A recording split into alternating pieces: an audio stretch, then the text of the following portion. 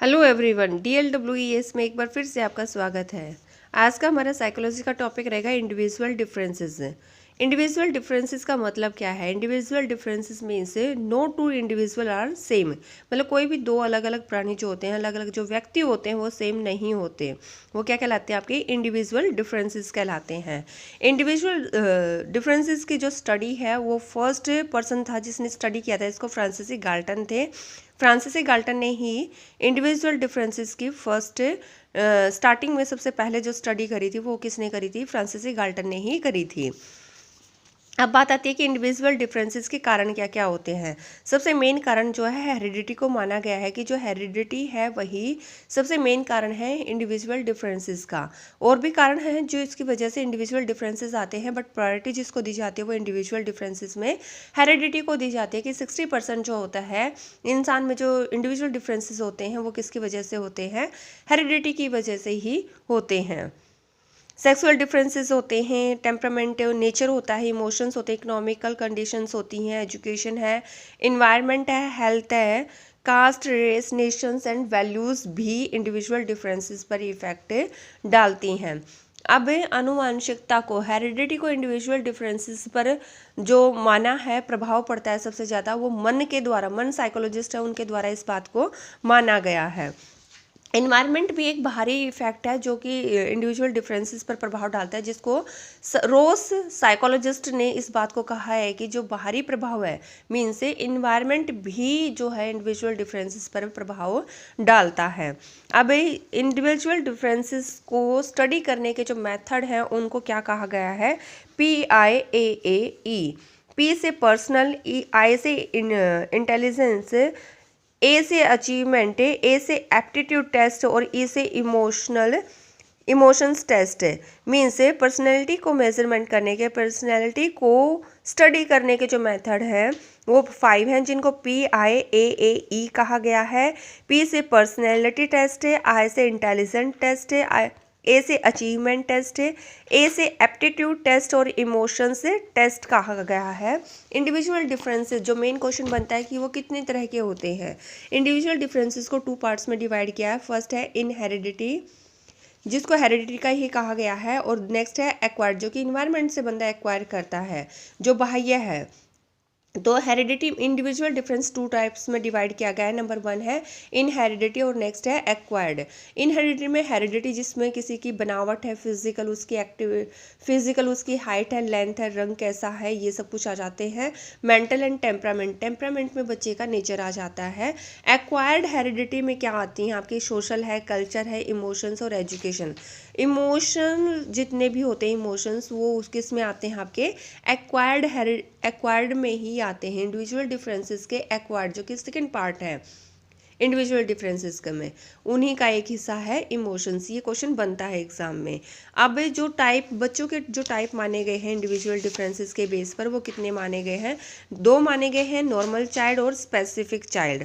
Normal child जो होते हैं जिनका बिहेव बिल्कुल नॉर्मल होता है, और स्पेसिफिक जो चाइल्ड होते हैं उनको 3 कैटेगरी में आगे डिवाइड किया गया। फर्स्ट है गिफ्टेड, नंबर 2 पे है बैकवर्ड पिछड़ा बालक, और 3 पर है मेंटली डेफिशिएंसी, जिसमें क्या होता है? बच्चा मंदबुद्धि होता है। गिफ्टेड चाइल्ड जिसका IQ लेवल 120 और 130 माना गया है, पिछड़ा बालक जिसका IQ लेवल जो है 70 से 80 माना गया है, और मंदबुद्धि बालक जिसका IQ लेवल बिलो 70 माना गया है। प्रतिभाशाली जो गिफ्टेड बच्चे होते हैं ये बहुत स्पीडली सीखते हैं, बट ये रिपीटेशन से बार बार उनको दोबारा से रिपीट किया जाता है, उससे ये उब जाते हैं। इनमें प्रॉब्लम सॉल्विंग अच्छी होती है, लॉजिकल अच्छा होता है इनका, लॉजिकल थिंकिंग इनकी अच्छी होती है, प्रॉब्लम सॉल्विंग मेथड इनका अच्छा अपनाते हैं, अपने सब्जेक्ट की पूरी नॉलेज होती है इनको, हर एक्टिविटी में पार्टिसिपेट करते हैं, इंडिपेंडेंटली ये लोग थिंक करते हैं, किसी के ऊपर डिपेंड रह के नहीं करते। रिसर्च की एबिलिटी इनमें सबसे ज़्यादा पाई जाती है। जो पिछड़े बालक और मंदबुद्धि बालक होते हैं इसमें समायोजन की धीरे सीखते हैं, जल्दी बातों को भूल जाते हैं, और ये सब पाया जाता है। इनका IQ लेवल मैंने आपको बताया कि इसमें 120 से 130, इसमें 80 टू 90 पिछड़ा बालक और मंदबुद्धि बालक बिलो 70 की कैटेगरी में रखा गया है। अब इंडिविजुअल डिफरेंसेस के ऊपर जो प्रभाव बताया है मैंने वो कारण बता चुके हैं हम। इंडिविजुअल डिफरेंसेस कितने तरह के होते हैं, 2 तरह के होते हैं। किन किन मेथड से इनको मेजर स्टडी किया जाता है। PIAAE, P से पर्सनैलिटी टेस्ट है, I से इंटेलिजेंस टेस्ट है, A से अचीवमेंट, A से एप्टीट्यूड एंड E से इमोशनल टेस्ट लगाया जाता है। जो इंडिविजुअल डिफरेंसेस हैं उनको साइकोलॉजिकल टेस्ट के द्वारा ही इनको पता लगाया जाता है। बच्चों के जो डिफरेंसेस हैं उनको किसके द्वारा ही पता लगा सकता है, कोई भी टीचर। प्रभावशाली टीचर होगा वही इनको आइडेंटिटी कर सकता है और साइकोलॉजिकल टेस्ट की वो हेल्प ले सकता है। अब जो रेंजुला है, रेंजुला ने जो प्रभावशाली बालक जो बच्चे होते हैं, प्रतिभाशाली जो बच्चे होते हैं, उनके बारे में एक सर्कल बताया है जिसको उन्होंने क्या कहा है, 3 मॉडल ऑफ गिफ्टेडनेस। मीन्स जो गिफ्टेड बच्चे होंगे क्रिएटिव होंगे, अबव एवरेज उनकी एबिलिटी होगी, टास्क कमिटमेंट होगी, मतलब अगर उनको कोई काम कह दिया, उन्होंने कोई काम कह दिया तो उस काम को वो करते ही करते हैं, उनका बिहेवियर भी अच्छा होता है। तो इस तरह से गिफ्टेड चाइल्ड का रेंजुला ने 3 जो सर्कल्स का एक उन्होंने कॉन्सेप्ट दिया है जिसमें क्रिएटिविटी को इन्वॉल्व किया है, अबव एवरेज एबिलिटी को इन्वॉल्व किया है और टास्क कमिटमेंट को भी उन्होंने क्या करा है, शामिल किया गया है।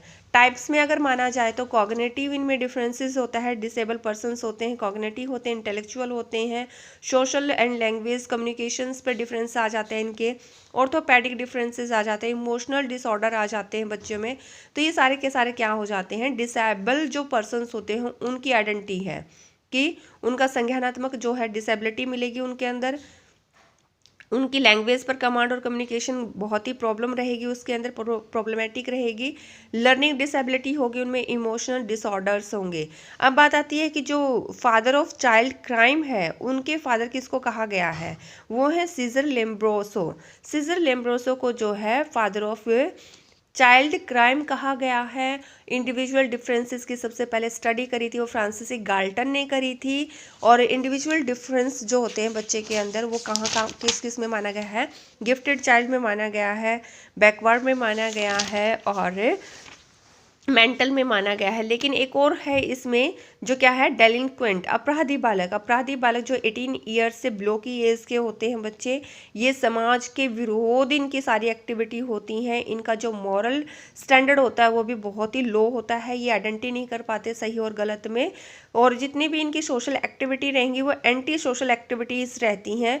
इमोशनली अनस्टेबल ये बच्चे होते हैं, इनकी स्टेबिलिटी नहीं होती इमोशंस के ऊपर, ठीक है। तो वो किस में आ जाते हैं, आपके बाल अपराध बालक में आ जाते हैं, जिसकी स्टडी, जिसके फादर किसको कहा गया है, सीजर लिम्ब्रोसो को कहा गया है। और इंडिविजुअल डिफरेंस की जो स्टडी करी थी वो फ्रांसिस गाल्टन ने करी थी।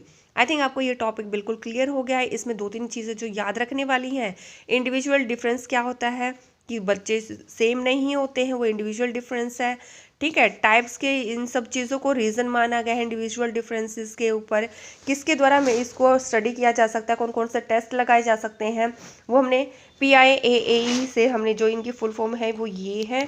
और इंडिविजुअल डिफरेंस को कितने पार्ट्स में डिवाइड किया गया है, 2 पार्ट्स में डिवाइड किया गया है। इंडिविजुअल डिफरेंस पर जो सबसे ज़्यादा प्रभाव पड़ता है वो इन्हें किस चीज़ का पड़ता है, हेरिडिटी का पड़ता है। तो आई थिंक आपको ये टॉपिक क्लियर हो गया। होप सो आपको ये वीडियो अच्छी लगी है। प्लीज़ मेरे चैनल को लाइक करें, शेयर करें और सब्सक्राइब करें। Thank you.